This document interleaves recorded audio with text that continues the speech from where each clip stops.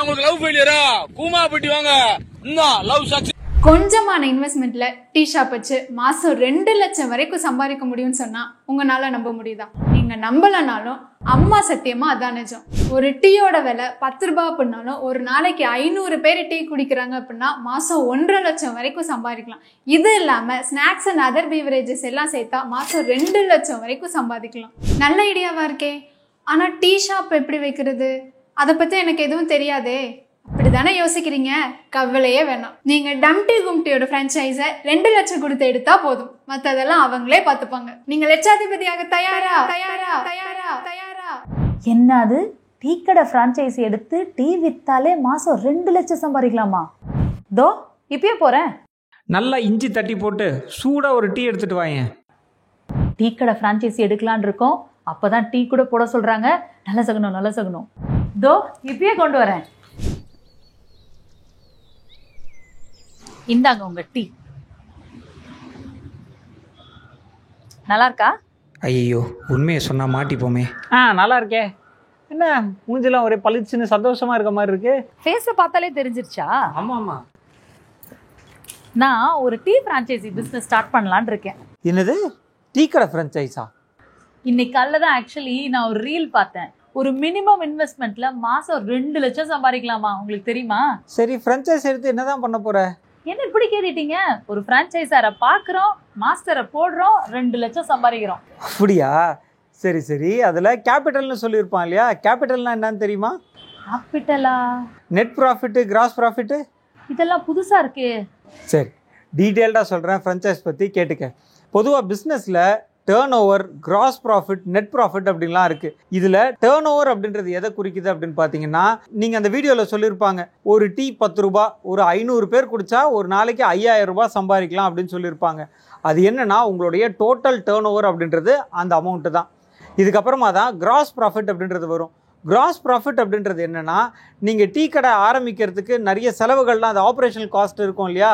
அதாவது raw material வாங்கணும், அதுக்கப்புறமா கடைக்கு வாடகை கொடுக்கணும், அங்கே டீ போடுறதுக்கு மாஸ்டர் இருப்பார், அவருக்கு சம்பளம் கொடுக்கணும். ஸோ இதெல்லாம் கழிச்சதுக்கப்புறமா வரக்கூடிய ஒரு அமௌண்ட்டை தான் நம்ம கிராஸ் ப்ராஃபிட் அப்படின்னு சொல்கிறோம். அதுக்கப்புறமா நெட் ப்ராஃபிட்னு ஒன்று இருக்குது. அது என்னென்னா, நீங்கள் வருமான வரி கட்டணும் இல்லையா? அந்த செலவுகள்லாம் போக கடைசியாக உங்கள் பேக்கெட்டில் எவ்வளோ இருக்கோ அதுதான் நெட் ப்ராஃபிட். அதை பற்றி அந்த அட்வர்டைஸ்மெண்ட்டில் சொல்லியே இருக்க மாட்டாங்க. அதில் என்ன சொல்லியிருப்பாங்கன்னா, நீங்கள் ஒரு மாதத்துக்கு 1.5 லட்சம் சம்பாதிக்க முடியும், 2 லட்சம் சம்பாதிக்க முடியும்னுவான். அது வெறும் உங்களுடைய டேர்ன் ஓவர் தான்.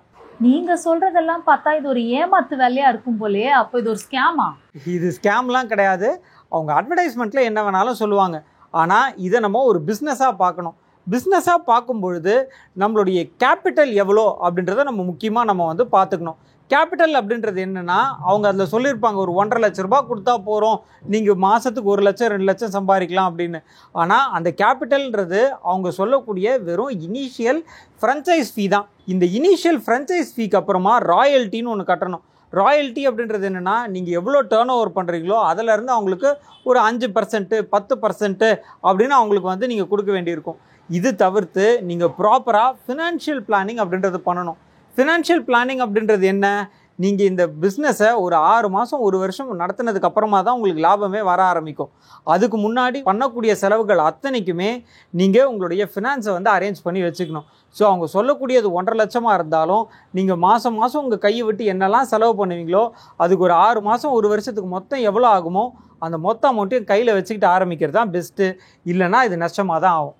அப்போ ஃபெயிலியர் ஆகாம ஒரு பிசினஸ் பண்ணணும்னா என்னதான் பண்ணணும்? அதுக்கு என்ன பண்ணணும்னா, முதல்ல நம்ம இதை ஒரு பிஸ்னஸாக பார்க்கணும். அப்படி பிஸ்னஸாக பார்க்கணுன்னா முதல்ல நம்ம இதுக்கான பிஸ்னஸ் பிளான் அப்படின்றது ப்ராப்பராக எழுதிக்கணும். பிஸ்னஸ் பிளான்றது என்னென்னா, நம்ம ஒரு இடத்துல டீ கடை ஆரம்பிக்கிறோம், கரெக்டாக? அந்த டீ கடை ஆரம்பிக்கக்கூடிய இடத்துல டீக்கான தேவை இருக்கா அப்படின்றத மக்கள்கிட்ட கேட்கணும். நாங்கள் இந்த இடத்துல கடை ஆரம்பிக்க போகிறோம், அந்த கடை ஆரம்பித்தா நீங்கள் எங்கள் கடையில் டீ சாப்பிடுவீங்களான்னு ஒரு சின்னதாக சாம்பிள் மெத்தடில் ஒரு சர்வே எடுங்க.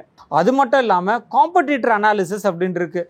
நம்ம ஆரம்பிக்கக்கூடிய அதே லொக்கேஷனில் வேறு யாரெல்லாம் டீ கடை வச்சுருக்காங்க, ஸோ இந்த மாதிரி நிறைய விஷயங்களை ப்ராப்பராக ரிசர்ச் பண்ணிவிட்டு நம்ம ஒரு பிஸ்னஸ் ஆரம்பித்தோம்னா தான் அது சக்ஸஸ் ஆகும். சரி, இதை பற்றி இன்னும் டீட்டெயில்டாக சொல்ல முடியுங்களா? கட்டாயம் எக்ஸ்பிளைன் பண்ணுறேன். ஆனால் இந்த பிஸ்னஸ் பிளான் அப்படின்றது ஒவ்வொரு பிஸ்னஸ்க்கும் மாறுபடும்.